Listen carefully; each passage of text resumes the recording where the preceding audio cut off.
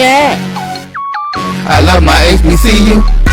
And Barn, I love it, love it. I love it, love it. I love my HBCU. And man, I hope my team they won. Yeah. I hope my team they won. Yeah. Man, I hope my team they won. I hope my team they won. Yeah. I tune into the HBCU Sports Lab to see if my team won or lost. If they lost, I'm quiet as a mouse. But if they won, keep tab. I'ma do the dab, yeah. Dr. Cavil, he know what he be talking about. Mike and Charles, they know what they be talking about. They compress the analytic data with the hip hop. If you know them like I know them, they gon' tell you if your team, if they won or lost, and who the ball. So listen to Professor, yes sir, and pay attention, cause he gon' teach a lesson. This is Dr. Cavil with Inside the HBCU Sports Lab with Mike Washington and Charles Bishop. Mike Washington's out on assignment, so we decided to pull in another extraordinary and double team. We made the, essentially we're going to make Sports Rap do double time this week at least once. So welcome to episode 804 of Inside the HBCU Sports Lab radio show and podcast, the show that's covering the sporting HBCU diaspora, all things HBCU sports for institutions large and small, from the NEIA to the NCAA. Boy, talking about the NEIA, HBCU AC. We share the insight and information on the HBCU sports culture, HBCU athletic aesthetics to facilitate the story of HBCU athletic programs in the business of HBCU sports. In short, we just call it HBCU sports pedagogy. I'm your host, Dr. Kenyatta Cavil, along with my co-host, Mike Washington, Charles Bishop. Again, Mike Washington is out on assignment. We're going to check on him to make sure he's doing right. But we do have Charles Bishop, as you see on the team. Charles, how are you doing today? I'm doing well, Doc. It's good to be in on this rainy afternoon. But enjoying the day. My yard needed it. I got fertilizer there. Oh, good. You got a little voice thing there. We'll see if we can work it out. That's not too bad, but it might be the weather.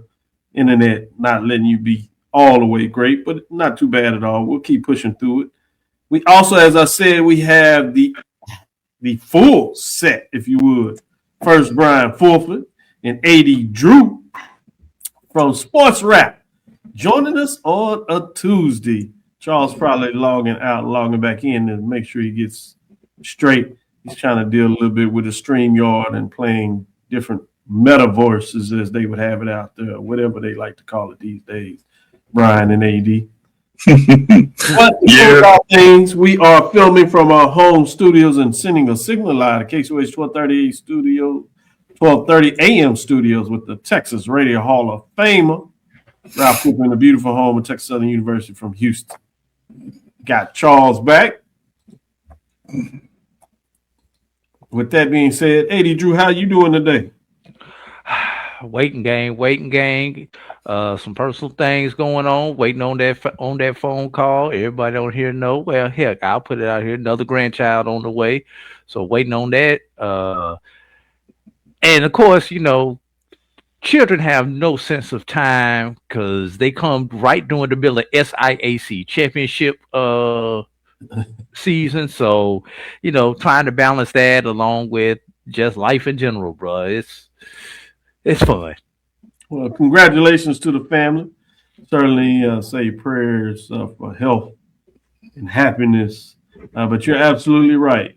Some individuals have their own timing of when they decide to show us joy to the world, which we certainly appreciate. It was funny, though, Charles. Charles got a little excited when you said that he was wondering if you were still putting in work. Maybe. Offline, we're gonna leave that one offline. The response just stay between us. I will tell you this: the response was classic. Before we get ourselves in more hot water, how are you doing today, Bryan? Just think Allen Iverson. That's all I'm gonna say.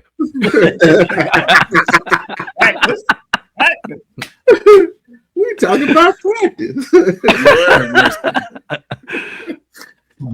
Doing well, Doc, man. Thanks for the invite. It's been a while since I've been in the lab. So, we get nervous. We thought you had cut us off and, that we didn't pay some fees or bills or something, Man, just busy life. You know, basketball season is over, and then I'm able to kind of be a part of some of the other midweek things outside of the stuff that I do, you know, on Sunday and Wednesday night. So yeah. Did you catch Charles doing the golf?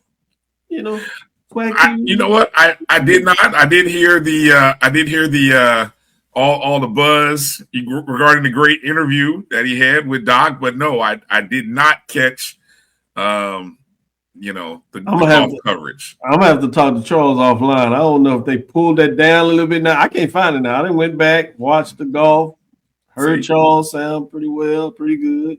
Better than pretty well, but you know, I don't want to give him too credit. The head already enough.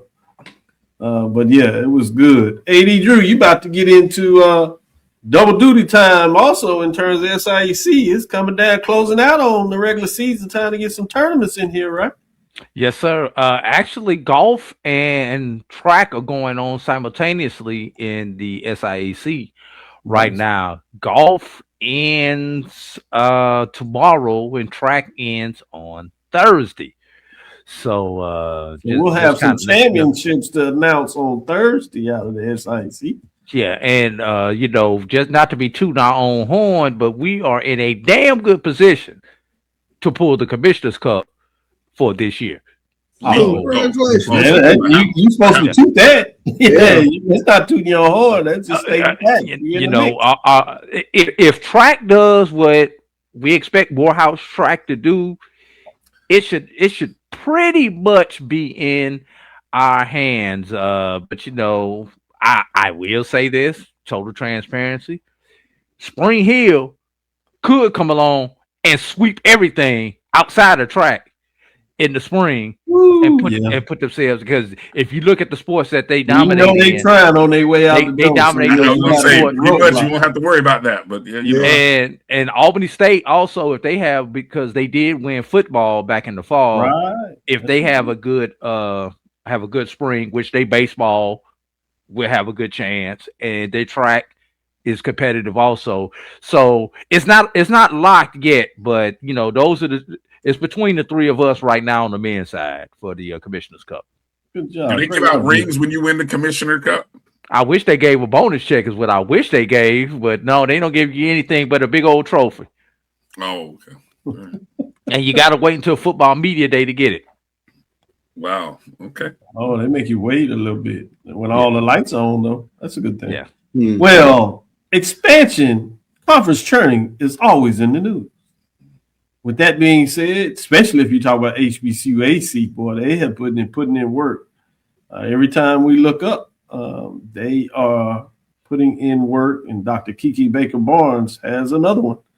This one is out of Texas.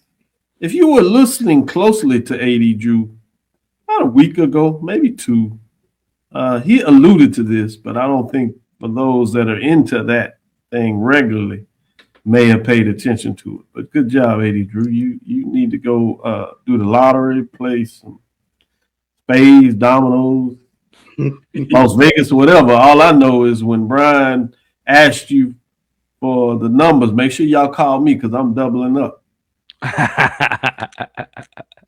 With that being said, Jarvis Christian University, I had the opportunity to meet the president when I was down in New Orleans for an event they put together for several HBCUs, I should say, in regards to their teacher education preparation program. So she's good. And that's Dr. Glenelle M. Lee Pruitt as part of the president and leadership team that put this together. But Jarvis Christian University, JCU, has been unanimously approved by the membership of HBCU Athletic Conference. HBCU AC, that's a big deal. When you talk about 15 minutes, you get everybody to say affirmative. The conference's council of presidents announced today, beginning with the 26-27 academic year next year, JCU will compete as the conference 16-member institution. Their addition is a landmark moment for both the university and the broader HBCU athletic community, as the HBCU AC becomes the largest HBCU sports league in the nation. Congratulations. HBCU AC Conference Office made the official announcement during a press conference on Tuesday. Dr. Glenelle M. Lee Pruitt, president of Jarvis Christian University, Mr. Bobby Ladner, Athletic Director, HBCU AC Commissioner Dr. Kiki Baker Barnes spoke about the move and its impact on the league, the institution, and HBCU sports. Quote, Jarvis Christian University is a distinguished institution with a proud legacy of academic excellence, community impact. We are thrilled to welcome JCU into the HBCU AC family. Their membership strengthens our conference's commitment to providing HBCU student athletes with the highest level of competition, collaboration, and opportunity. This is a proud day for our entire conference, end quote. That's from Kiki Baker Barnes. Jarvis Christian President, Dr. Lee Pruitt. Moving to become a part of the HBCAC is historically in its precedence as Jarvis Christian University becomes our 115-year educating students. Additionally, it allows for increased camaraderie and competition, which institutions that reflect mission and visions align with our institutions. Our students will see in these competitions the same students they befriend at leadership conferences that empower them to do and be their best. This is exciting indeed. So pretty fascinating. Athletic Director Bob Ladner highlighted the alignment of values between JCU and the conference. Quote, we are excited and thankful to our president and administration for the direction and challenge to elevate our athletic programs. This new HBCU AC conference is built upon equality, fair competition, collaboration. It is a culture that fits Jarvis, accepts Jarvis, and allows Jarvis to pour back into our student athletes and students in such a well-deserved way. We can be leaders in this new athletic landscape and are excited for this opportunity, end quote. Big movement, big time, big time, big time. We'll take a moment here, get some thoughts. This is big news in terms of HBCU as now you have all these members out of Texas that helps in terms of travel. You can even get into pods in some sport where you have all 16 members. So this will be fascinating to kind of see how Dr. Kiki Baker Barnes will go in terms of scheduling opportunities and things of that nature. But Charles, any thoughts you have in terms of this announcement, as we always like to opine, as I like to talk about it from this perspective, conference tournament? Yeah, I think the HBCU AC, they continue to expand their footprint, as you talked about, especially in regards to some things they can do from a scheduling standpoint. But I kind of focused in on a statement that the President Glenell Emily Pruitt stated. Additionally, it allows for increased camaraderie and competition with institutions that reflect missions and visions that align with our institutions. Our students will see in these competitions the same students they befriend at leadership conferences that empower them to do their best. Just being a part of another conference that looks like you. So I think that's huge. I mean, there's a big way of saying, we're in this HBCU AC conference. We get to extend our rivalries with teams and competition that look like us. Certainly. Bryan, your thoughts? I continue to be amazed at where and how this conference has grown. Being able to think back to 5-6 years ago when the conference formerly known as the Gulf Coast Athletic Conference, we talked about on air, off screen, this conference, would it survive? Would it be able to continue moving forward? And not only have they moved forward, but they have rebranded, reimagined, or reimaged, maybe both, themselves, and they have expanded to what you said, dare I say, a super conference? I mean, come on now. I mean, what are we talking about here? It's hard not to call 16 members a super. It's hard not to. And with the advent of HBCU AC TV, they're streaming and digital platforms now. They're making themselves more available so their student athletes can be seen more on a nationwide perspective. I mean, they're doing it right. I mean, all this is happening right under our noses, right at the NAIA level, and once again proving that the NAIA is a legitimate, strong conference or division, league, as it has been for years. So congratulations to everybody within the HBCU AC. AD, I'll let you take it away. Your final thoughts on this. You're on mute. Bryan hit on the first point that I was going back to 2020 when this conference was on life support, and we were talking about where is this conference going, and just the vision of Dr. Kiki Baker Barnes. And think about it, the conference has doubled since then. It has literally doubled. It was at 8 pre 2020. Now you're at 16, and about 5 of those institutions that have stuck around, 4 or 5. I'd have to look at it and see how many of those have stuck around. But what does it say for the Red River Athletic Conference now with Jarvis leaving and Xavier leaving for the Southern States Athletic Conference this upcoming year? Also, that only leaves Texas College as the only HBCU left in the Red River Athletic Conference. How long is Texas College going to stay there? Or is this a package deal and we just opened the first package?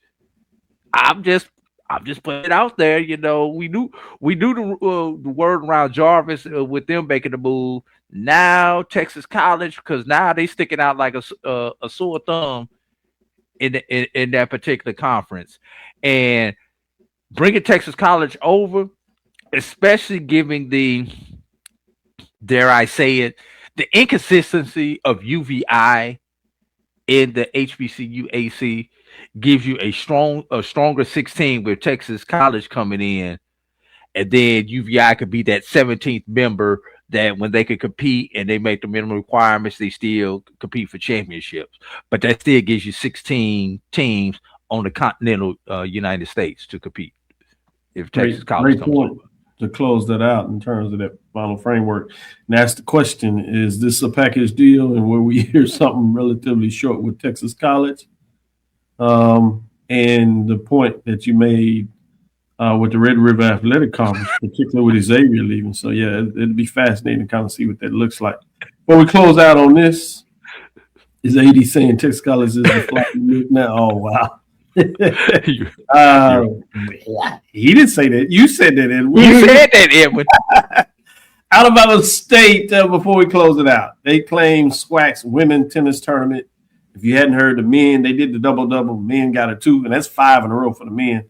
So it's big time there. Get a chance maybe to take a deeper dive at the end of the show, highlight some names and college athletes that got it done. But big time victory for them. To crown and defeat Jackson State in that championship. With that being said, let's take our first break. Did I get that wrong, Charles? Oh, no. It just made me think of something I wanted to say with regards to Jackson State, friend of the show, Denise Jones-Gregory. Yeah, I was going to point that out as an academic. Yeah. I was going to let this slide. I was going to give more time, but I will let you do the duty because that needs to be announced. You're right. Yeah, the Board of Trustees of the State of Institutional Higher Learning named Denise Jones-Gregory as the 14th full-time president of Jackson State University on April 16th. So definitely want to send congratulations out to Dr. Jones-Gregory for her ascension to being full-time president now. So. And she came out of what academic area? I'm not sure of the academic area. I believe communication. I want to say chemistry. Chemistry? Okay. Yeah, I want to say that was our undergrad major, but I have to be sure with regards to bio. No doubt. But with that being said, congratulations. Mm-hmm. Climbing the academic ladder all the way to presidents after having as the interim says a lot in terms of how she was able to steady the ship, move things forward, and get the vote of confidence in terms of getting acknowledged. Now the 14th president I love Jackson State University. Is she the first female? No. Dr. Elaine Hayes Anthony was president there for a time at Jackson State. Okay. They've had a couple of them. This is third. Mm-hmm.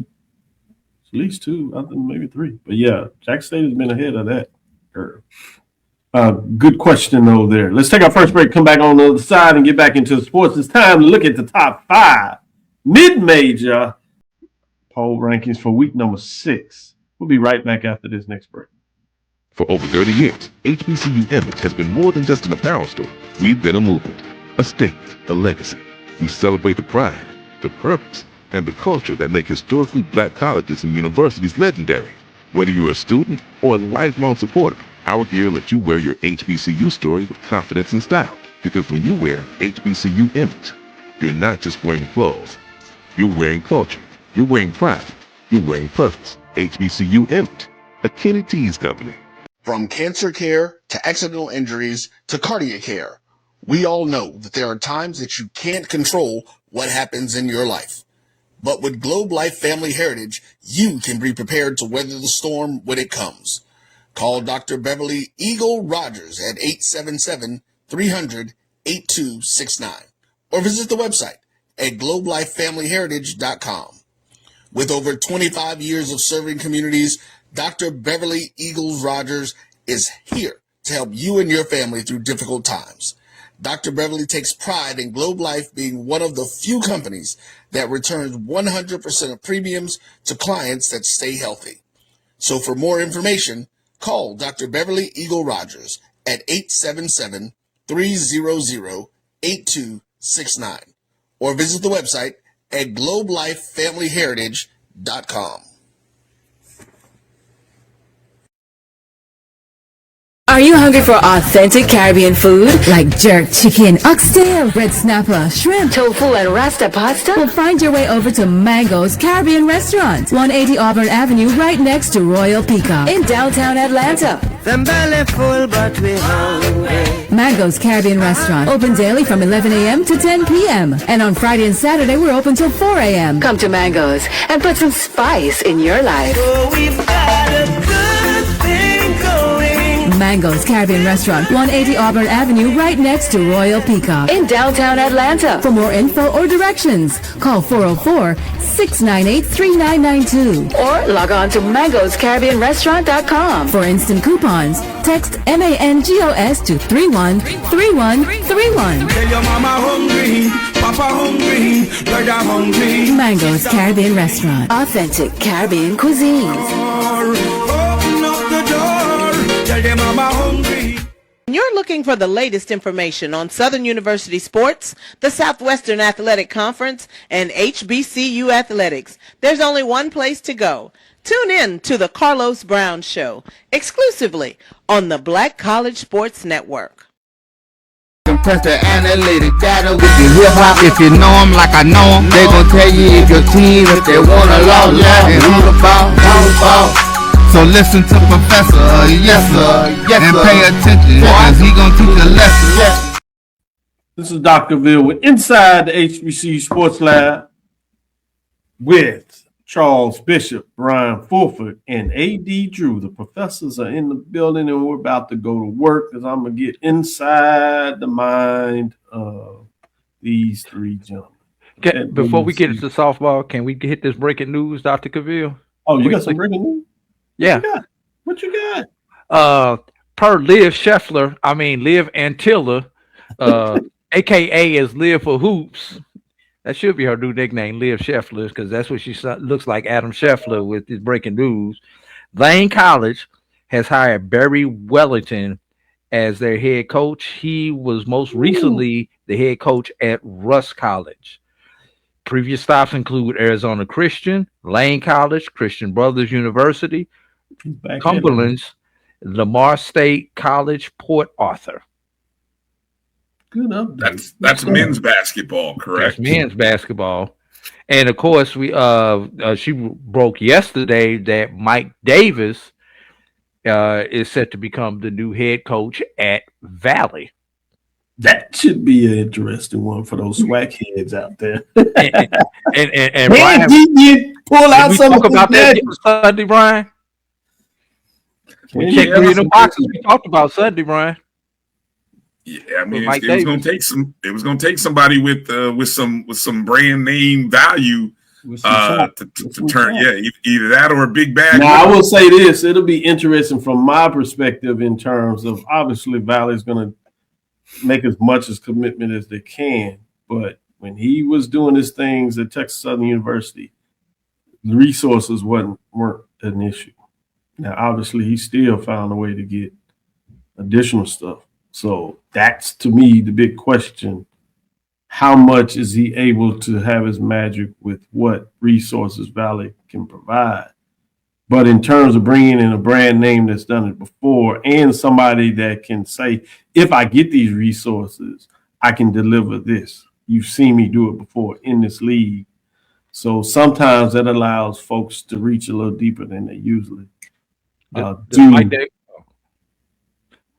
It's interesting how people sleep on Mississippi with basketball. So yeah, does Mike Davis count as a retread? I don't know how y'all define retreads because I'm trying to figure that out. So I don't know. You've seen the number of because y'all say retreads and then folks get to go and y'all don't go. I very seldom actually have an instant where there are actually that many retreads that are hired in the league. But I will say this about I will say this about the retread argument. Give me a retread that has some wins, championships under his tires than a retread that's just been spinning. I do want to get in this poll, but I want to ask this question: what is the last retread that y'all are talking about? I'm not talking about it. It's other people out there talking. I just hear that. When is the conference had the last? What is the last retread? It's such a negative connotation. You talk about somebody coming back. I agree. It's usually somebody that's won in the league, so that's why somebody else is taking the chance. So that definition is that where you gonna go there, Charles? I saw you look. I read. I was gonna make sure you. I mean, there's such a negative connotation with retread, but if there is a championship coach that was sitting out there, why not? Why wouldn't you want him? That doesn't bother me to quote unquote get a retread. So I'm always curious as to when people go nuts about a retread. And I guess for me, when I think of retread, I think of the coach who has not gotten over the top and gotten to that ultimate level, but we have not seen that in this conference in 15 years. We can retire that trade. In basketball. We haven't seen it in football.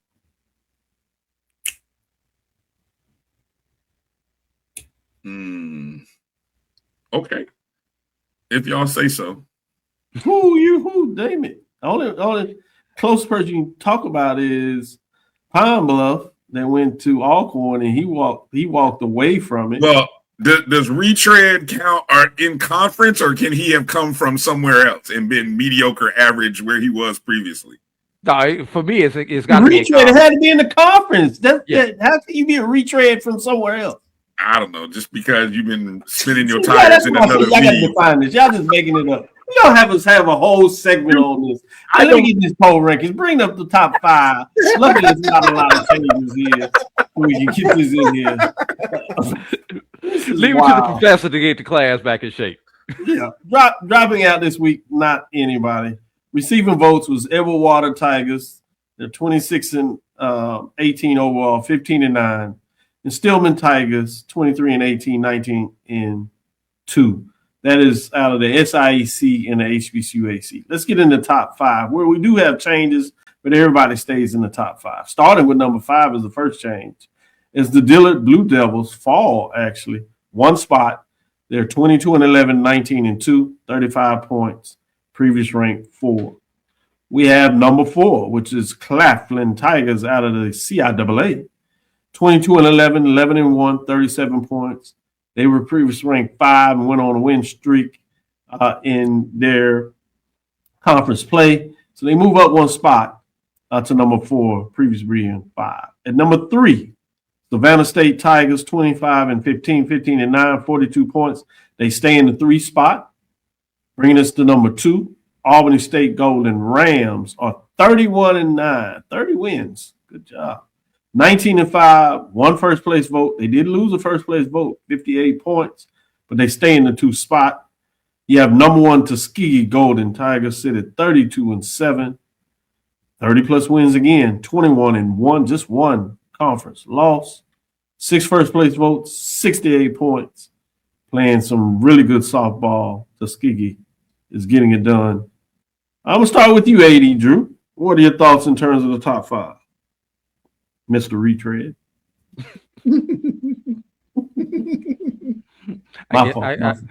I guess if I go from podcast to podcast, after I get quit fired, I'll be a retread podcast host too. So anyway, number 1, number 2, number 3. Really don't have a big argument with those. Don't really have a big argument with the poll itself. Claflin, CIAA, still don't understand CIAA scheduling and how they do it. But they getting games in some way, somehow. I think they do some type of pod stuff, AD. Yeah. I'm still trying to figure it out myself, though. Playing video games or something. I don't know. Pop up with 4 or 5 games, you like, oh, where'd they go? Yeah. Dillard, interesting, batting .366 on the season with a 4.11 ERA. So that usually puts you up there in the rankings. 19-2 is impressive. Also, the only thing possibly that you could look at is flip-flopping Claflin and Savannah State. Claflin with the better conference and overall winning percentage. So you can make an argument of flipping those 2. Other than that, I'm good with it, though, Doc. I can see that. Bryan, where are you with the top 5? I have no hill to die on. Congratulations, Tuskegee. All I can do is you got to say something different. I know. All I can do is just. I'm talking with Charles. Charles liked it. All I can do is look at the averages and just let it play out. Wait to see, if Monica Rose. That's all you need to know when you say Tuskegee. Who's gonna beat Spring Hill? That's what I want to know. Is it Tuskegee? Is it Albany State, Savannah, or neither? None of the above. That's all I want to know. Can I answer that? Yes, Tuskegee. Tuskegee's 1 loss is to Spring Hill. Spring Hill's 2 losses are to Tuskegee. Talk to me. Talk heavy. I tried to tell it. All right. It's baseball you thinking about, Bryan. Charles, what are your thoughts? Let me. Can I see those receiving votes? Because I'm curious about one team. Edward Water Tigers 26-18, 15-9. As well as Stillman Tigers 23-18 and 19-2. Okay. Yeah, that was the one I was looking for with Stillman, because Stillman, they've won 7 in a row, and I was just curious as to where they were. They hot. They're 19-2 as well. So I saw that Dillard was 19-2 in conference play. So that was the one. That was probably the only one that I was really kind of sitting back looking at, like, wonder where Stillman was in regards to trying to chase down Dillard for the number 5 spot. I like that. Let me see if I can jump this up. I want to see if they played each other. I don't know if I. That's what I was trying to go back through here real quick and see where they've seen each other during the course of the season, and they did. They dropped 2 of 3 to Dillard all the way back in February. So see, my computer does this thing. It looks at all of them. Yeah. Okay. Yeah, I knew it was close, but Stillman Tigers are hot right now, so sometimes it's better to be hot late in the season than not. But that would be a nice matchup between the 2 to fight it off again, to kind of get that final swing in pitches to get it done. AD? You talked about Stillman winning 7 in a row. Dillard has won 6 in a row quietly, Charles. So they're right there with them. Okay. So winning that series earlier. Go ahead, Bryan. Let me ask this regarding the poll. Now, obviously, Stillman, Dillard being part of the NAIA and the HBCU AC. Is there any type of voter bias that's happening right now? Or do you think the voters are purely looking at 2 teams that have 30-something wins? I'm just curious. I think that's a fair question, but let me say this first. Anybody that tells you a human poll ranking doesn't have bias, don't use the poll. Exactly. Yeah, don't use the poll. They can't be a myth for that. You're gonna have some bias in there. The question is, what are they biased to? Sometimes I would think in some of these polls, there's probably a natural bias for a lot of folks because they've seen them so much more, a little more history in some of the programs, particularly in athletics, towards the Division II programs versus NIA. And then, like you said, there's probably some natural bias when you have teams with 30 wins. People naturally are going to be like, oh, they got to be pretty good. So I think there's some of that in there. But I think mostly most voters kind of look at matchups head to head. And then you have the natural thing, you know, even though it's a week to week, you still have the fact where teams started. And that's going to give people a little bit of, unless they just kind of fall off the map, it's always going to get them, you know, the start of the line. So, yeah, great question, great point there.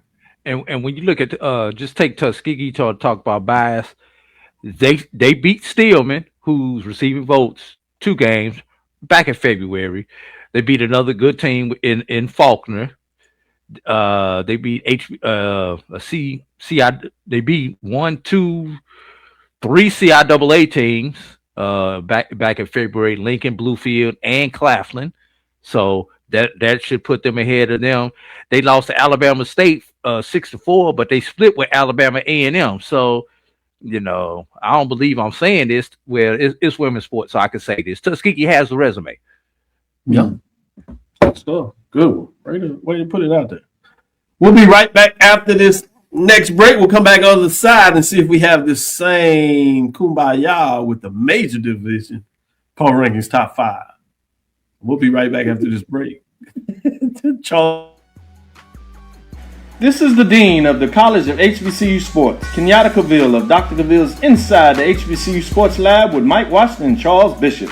Come mix it up in the lab where the course lecture is in session every Tuesday from 6 o'clock p.m. Central Standard Time on Facebook Live, YouTube Spreaker, or the BCSN app, as we discuss all things about the HBCU sports culture, including exploring the week that was in the sporting HBCU diaspora, as well as the upcoming week of HBCU sports. With me, the Dean, the College of HBCU Sports, on Dr. Cavil's Inside the HBCU Sports Lab with Mike Washington and Charles Bishop. Course lecture dismissed. It's never too early to plant the seed, to share the tradition, and instill a sense of pride in your HBCU with your little ones. HBCU Pride and Joy Children's Boutique helps you share your school spirit with a wide selection of adorable kids apparel and accessories officially licensed from your favorite HBCU. Visit hbcupridejoy.com and follow us on all social media at HBCU Pride Joy on Facebook and Twitter. When it comes to professional learning, teachers deserve better. From the leader in online learning, Stride brings you the Stride Professional Development Center, an on-demand library of mobile-friendly courses that gives teachers choice and flexibility, allowing them to learn anytime and anywhere. Our dynamic courses provide bite-sized learning and help educators advance their knowledge while also gaining professional development hours. It's time you take charge of your learning. Visit us today to get started. For over 30 years, HBCU Image has been more than just an apparel store. We've been a movement, a statement, a legacy. We celebrate the pride, the purpose, and the culture that make historically black colleges and universities legendary. HBCU Image, a Kenny T's company. Press the analytic data with your hip hop. If you know them like I know them, they gon' tell you if your team, if they wanna lose, and who the ball. So listen to Professor, yes sir, and pay attention, cause he gon' teach a lesson. This is Dr. Cavil with Inside the HBCU Sports Labs. We here with the professor. That's Professor Drew, Professor Bishop, Professor Fulford. I do like everyone's comments here. We have moved to the coaches who played in NFL these days and no head coaching experience. Certainly not retread. I have a definition of retread. Okay. A retread coach is a sports head coach who is hired for a new head coaching position after previously being fired from a similar role, often mixed with connotations of having proven experience or being uninspired or used option. They are seasoned leaders, distinct from first-time coaches, and are often hired to provide immediate stability or institutional knowledge. I like that definition. I'll use that. And so now the challenge is for all those lab listeners out there, name me the last retread coach in the Southwestern Athletic Conference. I think somebody put it in here. Comedy was one. Comedy was not fired. Okay, that takes that one out of it.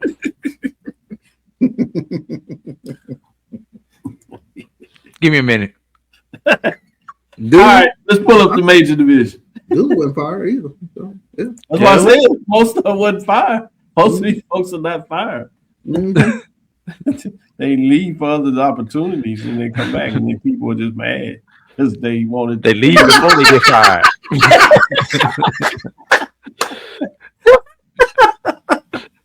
Oh boy! I'm sorry. Too much truth today. Huh? Dropping out this week, Southern Jaguars. Charles gonna continue to laugh at this. 29-13, 15-6. Southern Jaguars fall out. Only played 2 this week. It's not so much in terms of what they were not able to do, but what some other teams did in terms of having stellar weeks. A lot of sweeps this past weekend. With that being said, let's go to receiving votes. Pretty deep this week on the receiving votes side. We got a couple of other teams that have gotten the mix. Receiving the votes are Southern Jaguars, 29-13, 15-6. So they just outside of the top 5. Mm-hmm. Delaware State, they're in striking distance, as they say. Delaware Hornets, 23-16, 12-6. They've gone on a hot streak. They've kind of moved up in terms of the rankings, even though they're outside of the top 5. South Carolina State Bulldogs, 18-17, 11-8.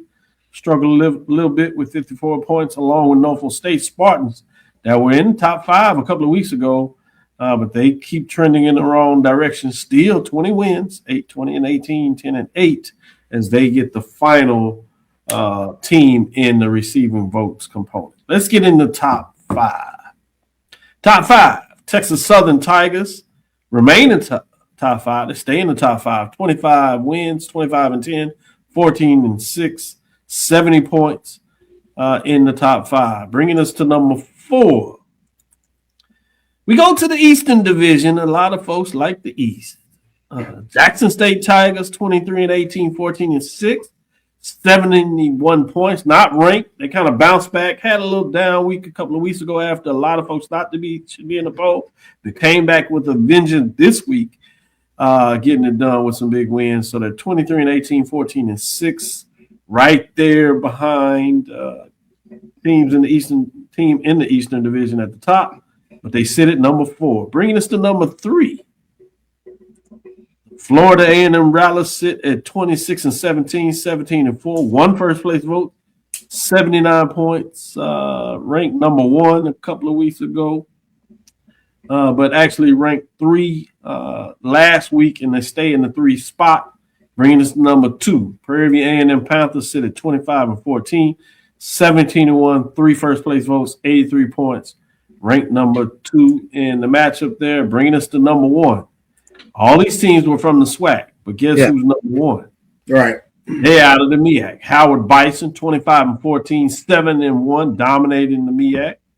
They have won a championship this past weekend after a sweep. 5 first place votes, 85 points. Howard Bison, a number 1. Goes back a little bit to what they did in the HBCU Classic. They fared really well in terms of what they matched up. They have a victory over FAMU, although they do have a loss in terms of that matchup. So Howard looking pretty good at the top.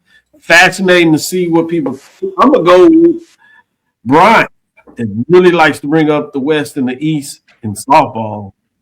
Charles did it first out the box in terms of football, but thankfully there's a team west of the Mississippi, furthest team in the SWAC, Prairie View, to decide to show up for the Western Division and kind of come back home and put the crown on as Daddy is back, founding member of the SWAC, the state that we might do some football business in the West now. We'll see what that looks like moving forward. But I'm going to start with Bryan since we're talking softball. Bryan, where are you with this top 5? Well, okay, so I had to take off my Eastern bias glasses and put on these ridiculously, prescription frames that I have on. And you know what? My eyes tell me one thing about the East versus the West and versus the MEAC, right? Because I do think there's 3 different divisions, 3 levels. But statistically, I just went and looked at the RPI, looked at the numbers. And the data says that the SWAC West is actually the better group right now, because as I go through, I looked at 2 different ranking systems in softball. Prairie View, Southern, who is outside of the top 5, go get that. So, the Southern folks ought to be a little miffed. And Texas Southern all rank higher than any team from the East, including my beloved Florida A&M University Rattlers. And 2 schools rank higher than Howard University. Now, this is based on RPI. So while we're looking at Howard, who ain't played nobody, but Sisters of the Poor pitching staff. But I mean, okay, it's great. Howard continues to do what they do over there against nobody. But I think if I were Texas Southern, and especially if I was Southern, I'd be looking at this like, oh, no respect, huh? Okay, fine. Again, this all gets to play out beautifully in the SWAC tournament, where the West has done horribly of late, right? That's of true. late. So the West, if we get to find out, maybe this is the year where the West is not as poor as their record has shown, So I'm just kind of sit back and I'm like, okay, here we are coming into the final weekend or 2, and we're just going to kind of see how the seeding plays out. I'll be curious to see how it does play out. Man, Ryan has a lot of talking points there. I will talk about this. Howard split against FAMU. That was in the Campbell Stampede. They defeated Alabama A&M out of the East. They lost to Southern out of the West, to your point. They did beat Texas Southern out of the West. And the scores was Alabama A&M 11-1. Southern was a loss 5-8. Texas Southern was a victor 7-4. And they beat North Carolina A&T 4-2.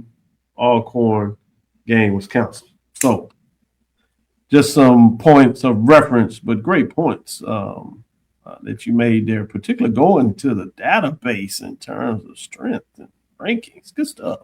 Yeah, first day back in the lab, I didn't want to just be all orange and green biased, so. You're right. That's going to make He's going to say that for Sunday. Yeah, I was about to say, hell, I didn't have softball RPI in my data book today. Go ahead, Charles. Keep it going. Keep going deep like that.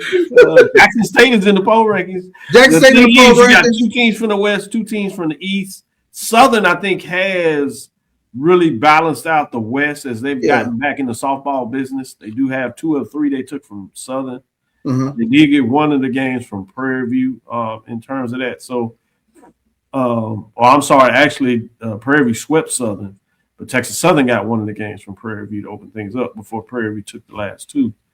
So a lot of variables there in terms of what that looks like, but fascinating when you talk about the West may be a little stronger in terms of the top, which the East being a little deeper in terms of maybe 4 teams in the mix. Where are you in terms of this top 5, Charles, with those? Interesting, because I'm looking. I have Jackson State at 15-5 in conference play, but it makes for a fascinating matchup this upcoming weekend with Jackson State going to Tallahassee, take on Florida A&M. So that is one. When we talk about games that are pique your interest, obviously that would pique your interest. But I think Prairie View going down to Baton Rouge, taking on Southern this weekend. That's another one. That's going to be intriguing with regards to what might happen down there in that series. Last series of the regular season going into the tournament. So who gets that momentum going into the tournament next week? So that's going to be kind of fascinating to sit back and watch.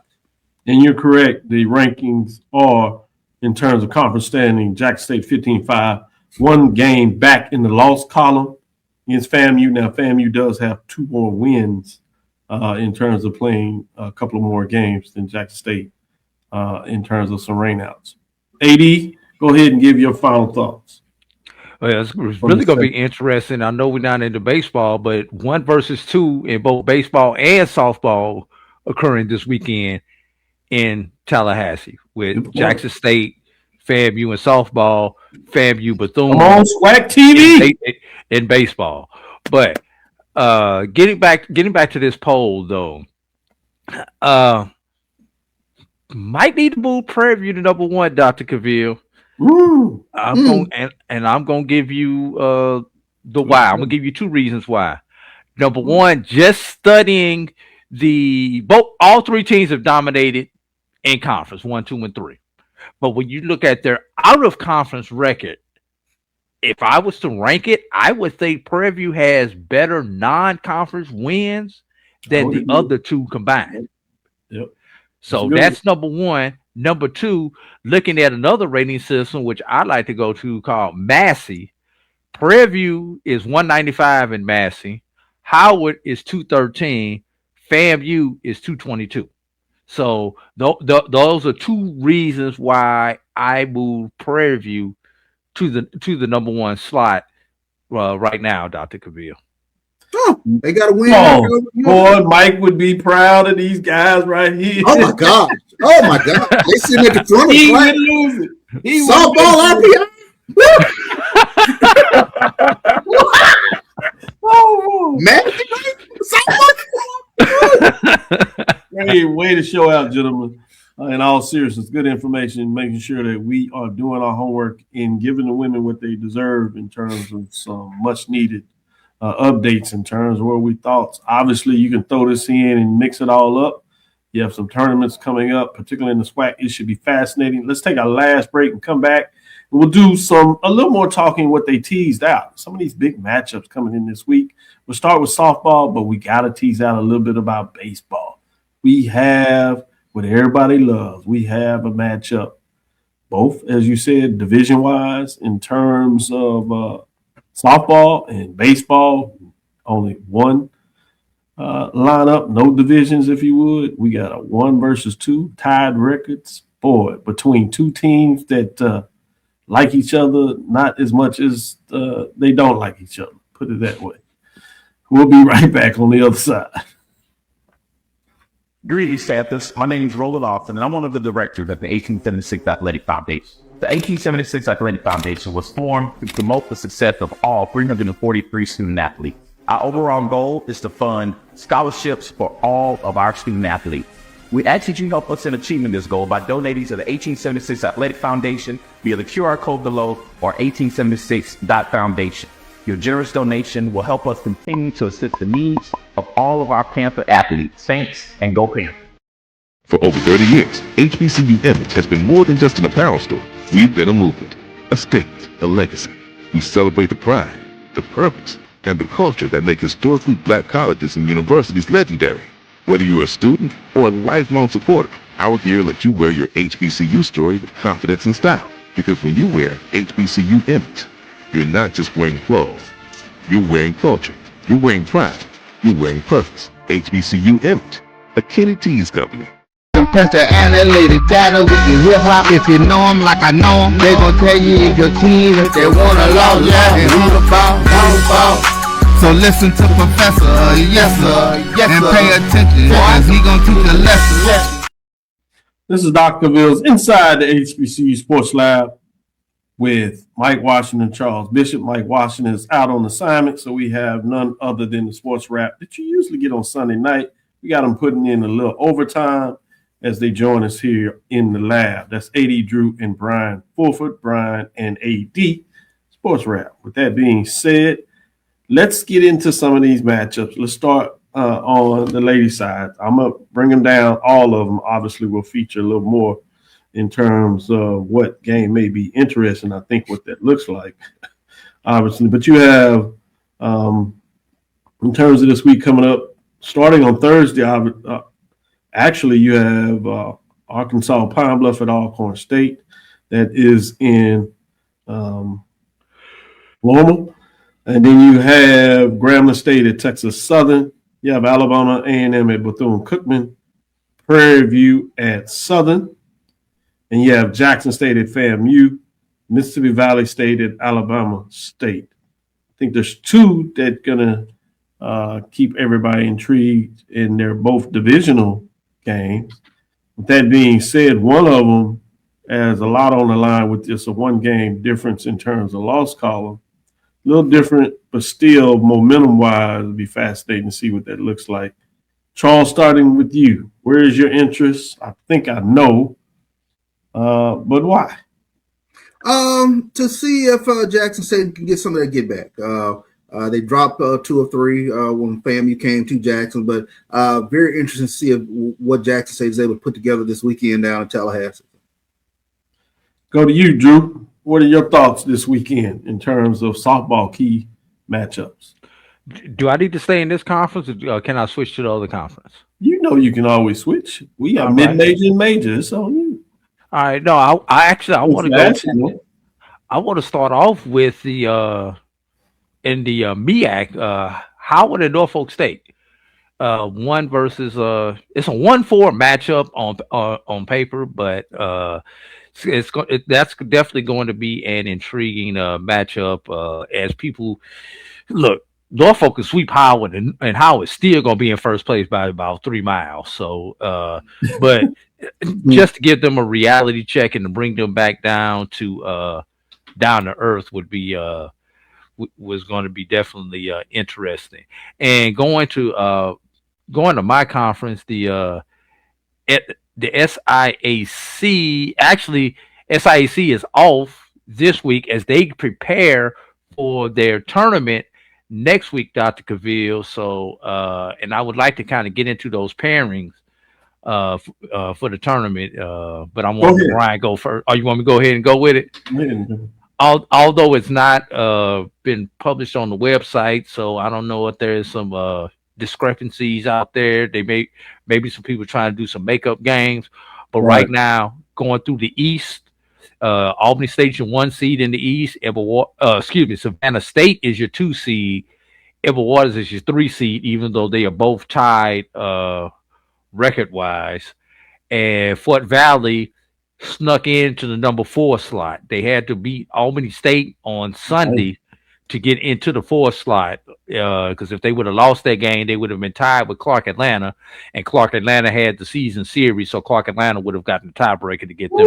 Boy, you talking about those little things. Yeah. Over on the west side, Tuskegee is number 1 at 21-1. Spring Hill, 20-2 at number 2. Miles is 3 at 13-9 with Lemoyne on. Sneaking in the back door, 8-14. Rules say you got to have 4 from this conference, so Lemoyne on just happens to be in the 4th slot. So that brings your first round matchups to be Albany State and Lemoyne on. Won't be a problem. Edward Waters and Miles. Savannah State, Spring Hill, Tuskegee, Fort Valley. And when we have these cross-conference matchups in the tournament, the thing is, you never see it 2-2. Will it be 3-1? And which conference is the 3-1 in favor of? Is it in favor of the West, or is it in favor of the East? I'm putting my money. Actually, this may be the first time after day 1 that in a long time that I think it may actually be 2-2. 2-2. I agree with you. I normally in the SIAC it's always heavy West after the first day, so I think this time it's actually going to be 2-2 with a small chance of being 3-1 East. Good stuff. Great job, Bryan. In terms of matchups, games to watch. I think I know where you are, but I gotta ask you. Well, while yes, I am fascinated. FAMU's magic number is 1. right now. Just need to win one win over Jackson State to clinch the East. With a 2-game lead over Jackson State. So you only got to win one game here in these final 3. Prefer that happen on Friday and not be, playing around with Saturday doubleheaders, senior day, all those ceremonies and all the stuff, the emotions of that. Now, let's go ahead and let's finish the Tigers off on Friday, so that way we can go ahead and celebrate on Saturday. You have such a gleam in your eye when you say that. My goodness. Yeah. Anyway, see, Charles, you almost had me there. I was about to say something. I said, no, I'm not going to do it. I almost did it. I almost said something, about tennis and everything, but I passed. But anyway, that's fascinating to me. That'll be a good series, I think. And then also, hey, look, the West Division, Prairie View's already clinched the West, but for Southern, who's sitting in the 2 spot, it means a lot because it may be the last opportunity you get to make a statement going into the playoffs or the tournament rather. And so I'm curious to see how good Southern softball is. Are they really, are they tough enough to take down Prairie View? And you know what? Do you know who actually the winningest Division I HBCU softball team is right now? It is not Howard. It is not Prairie View. It is not Florida A&M or Jackson State or any of these other schools we talked about. No, I just discovered this, so I'm like, I'm breaking news. Maybe I'm not, but the Delaware State Hornets are the hottest team in Division I HBCU softball right now. They've won 13 consecutive, 17 of the last 18. Now, some folk might want to put a little asterisk by it and say all this came after losing a 3-game series to Howard. Do with that what you want, but winning 17 of 18, that's a month of good softball. So when you have played a month of good softball, when you roll back around in the tournament and see Howard again, those ladies from Delaware State are going to they're going to be playing with a whole different level of confidence than maybe they had when they played Howard the first time they met them. So that'll be interesting. Can Delaware State keep their winning ways going into the MEAC tournament? Good stuff. Going to go over to baseball. Before I do that, I do have this question. Who's Crowley's Ridge? It's been canceled, so I'll leave that alone. Then Adrian was being mean out here. He's calling it Amlin State. He said PV took the R, so I'm still trying to figure out who took the G. I guess that was Jackson. Wow. They struggling. They lost the G and the R. With that being said, when we look at baseball matchups, we know where one of the major matchups, if not the matchup, being a 1 versus 2, the Kona poll rankings, when you look at it, that's going to be teams at the top of the conference. It's probably a 1 versus 2 rankings. We'll release that on Thursday officially. That's who 1 and 2 were going into this weekend. They didn't lose. So that would be strange if something changed there. But you have Alcorn State at Grambling. You have Jackson State at Alabama A&M. You have Texas Southern at Prairie View, the rivalry there. You have Bethune-Cookman at FAMU. Arkansas Pine Bluff at Southern. Mississippi Valley State at Alabama State. Charles, I'll let you kick this off. Where are your interests in terms of this weekend, in terms of the big matchup? Obviously, I think the Bethune-FAMU series, everybody will be paying attention to that. But I think a sneaky one to pay attention to is Arkansas Pine Bluff and Southern. That's the one that also I'm going to be paying attention to. Southern's won 7 in a row. Hot teams. Two hot teams. And Pine Bluff taking 2 of 3 from Texas Southern this past weekend was, I think, huge for their program in terms of really paying attention to what they're doing over there at Pine Bluff. I know Texas Southern didn't throw their Sunday starter. Was dealing with some elbow issues, but it's going to be very interesting to see, Pine Bluff coming down to Baton Rouge this weekend. Hot Southern team. They're playing that Southern baseball. They're stealing bases all over the place. They got 104 stolen bases. But I tell you what's so impressive, though, that let me pivot to Bethune-Cookman. Not only are they the best hitting team, best pitching team in the league, but damn, they also lead the league in stolen bases. They got 104 stolen bases on the team. And not to speak of Bethune-Cookman, as Zach McKinnell was talking about, they're tied with UCF. They're 4-3 now, Bethune.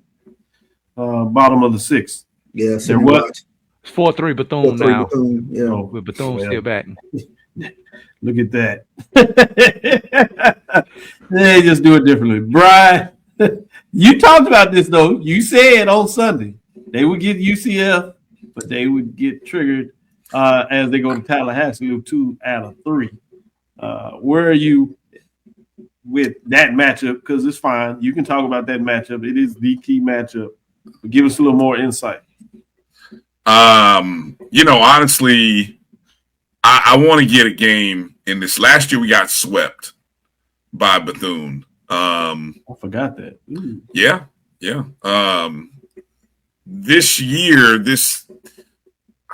I don't look. I have to sort of see. Here's what I look. There's a difference in philosophies here. The way Florida A&M attacks midweek games versus what Bethune-Cookman does in midweeks.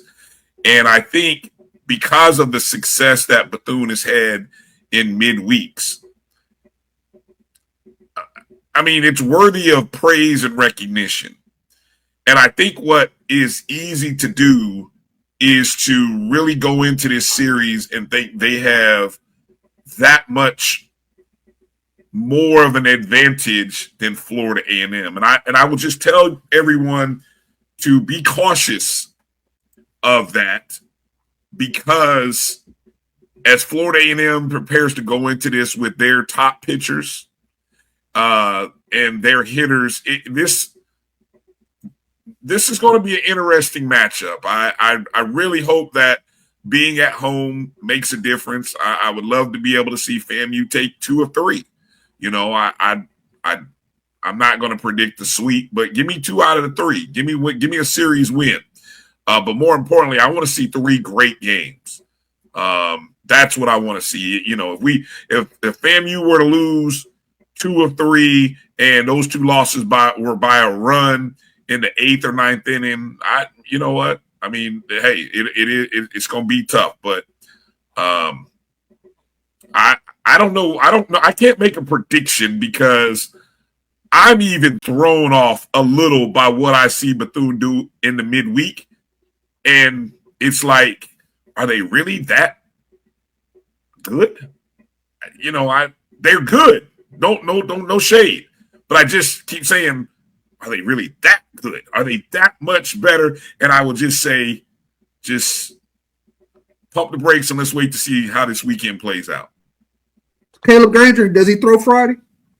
Yes, he should throw Friday. It'll be Granger Sanchez Friday?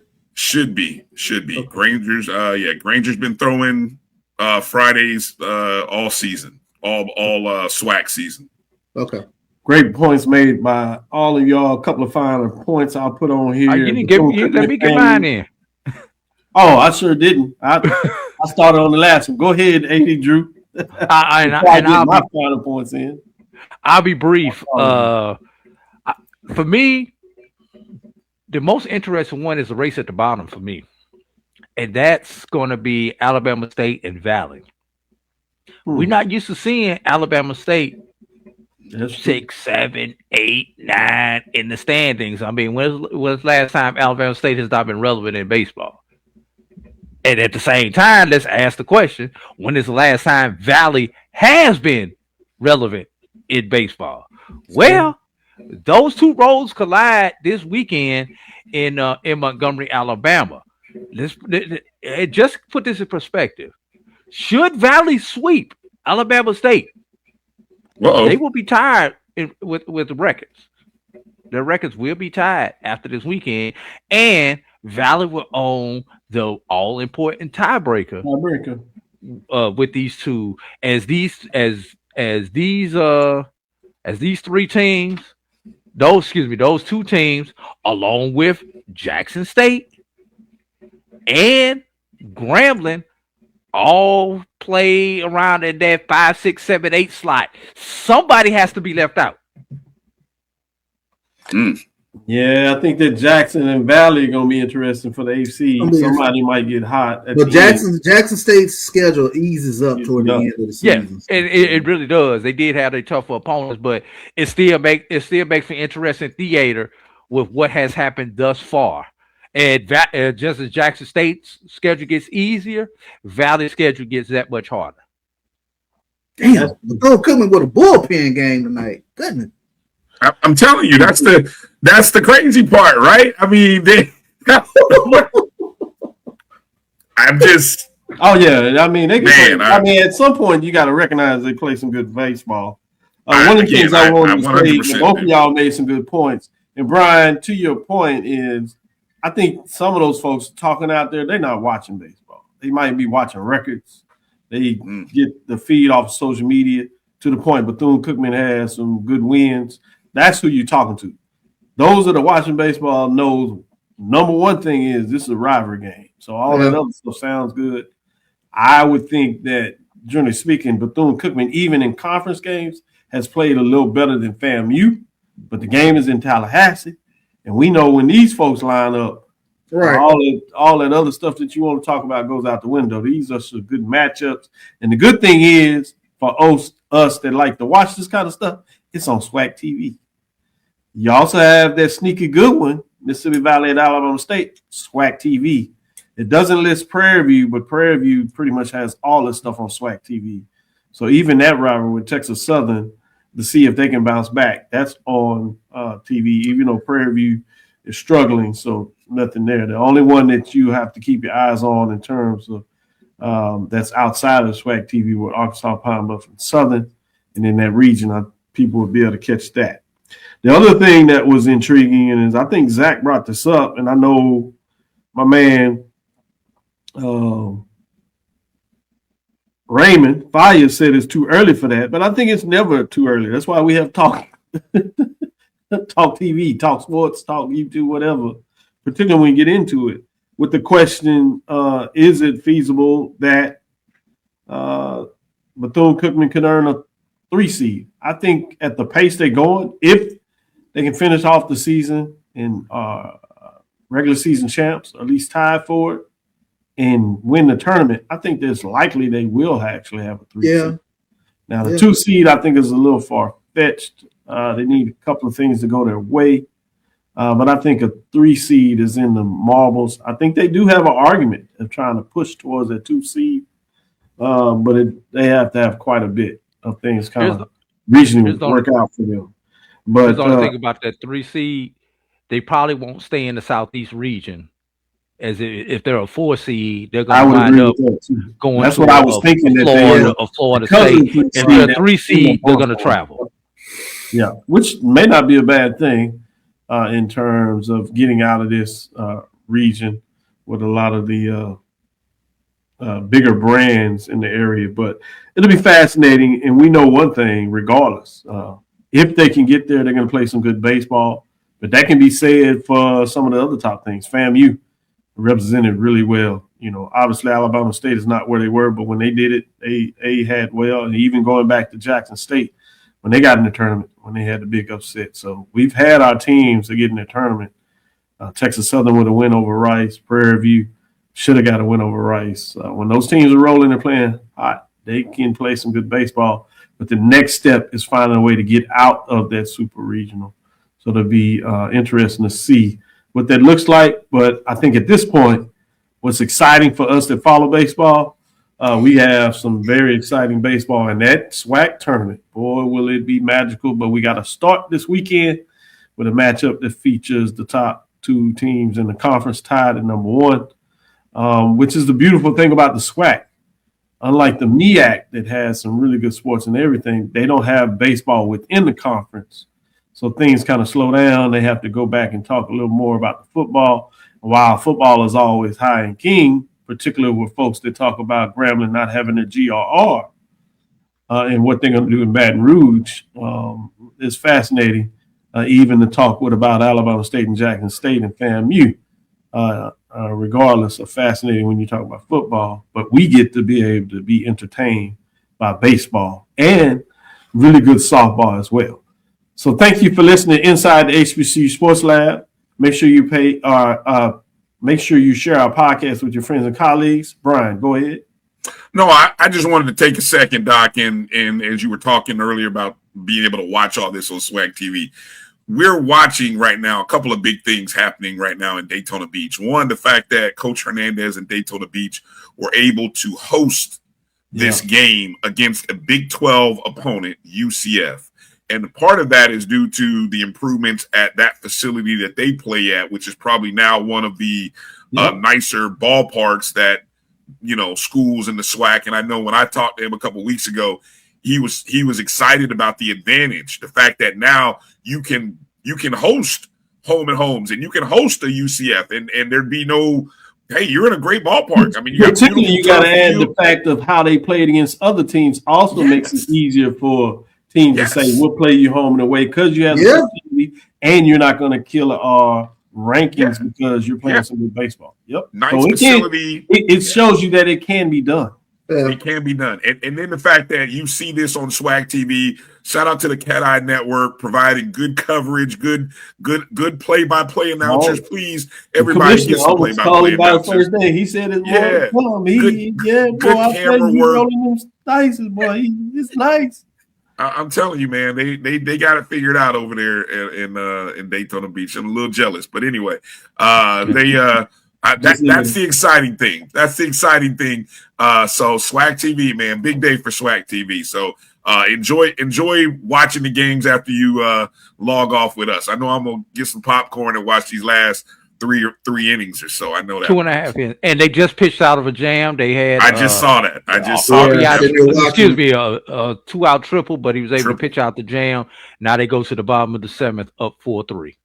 Good stuff. Great update. Way to close. I am Dr. Kenyatta, the Dean of HBCU Sports, coming from inside the lab in the College of HBCU Sports with Mike Washington out on assignment, Charles Bishop, AD Drew Bryan Fulford, Bryan and AD of Sports Rap. And you can tell that this is not just something that we do. This is how we do it in terms of giving you insight that you can't get anywhere else on not just football, which certainly we can provide that, not just basketball, but we're going to go inside it wherever you have HBCU sports, coaching changes, and all that dialogue. We're going to give you everything you know, play by play, and much, much more. Again, I want to thank you for listening to Dr. Ville's Inside the HBCU Sports Lab with Mike Washington, Charles Bishop. Every Tuesday, we'll be back on Thursday at 6 o'clock. And when I say play by play, I literally mean it with these guys. We look forward to next week as we discuss the latest news in the lab. Follow me, Dr. Kenyatta Cavil. That's DrKenyattaCavil, Threads, Facebook, and Instagram. Inside the HBCU Sports Lab 1 on Facebook. Inside the HBCU Sports Lab on YouTube. Dream big. Continue to move forward. Go Wildcats. We will talk with you soon. Charles. Of course. AD. Lecture. Bryan. Dismissed.